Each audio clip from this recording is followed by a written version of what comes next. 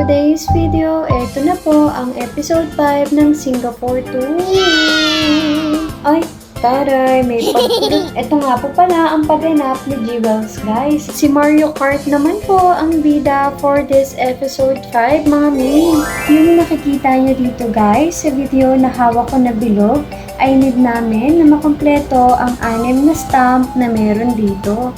Let's go, guys! At guys, take note.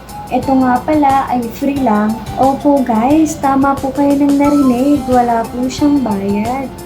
Kaya guys, kung mapapansin nyo rin po sa may video, marami kaming nakakasabay na bata.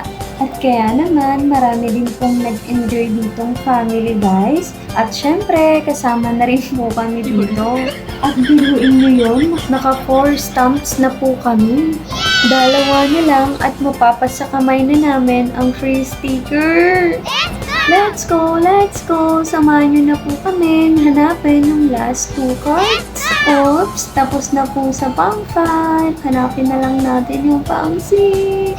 After ng ilang minutes po, nakita na namin yung pang 6 na card. Grabe ang takbo ng person Kala mo 10 years old. After namin makomplete yung 6 stamps, guys, tumakbo na agad kami para maklaim na namin agad yung free stickers. Let's go! Then after po namin na maklaim yung stickers, pumunta naman po kami sa Teka. Yun po muna for today's video.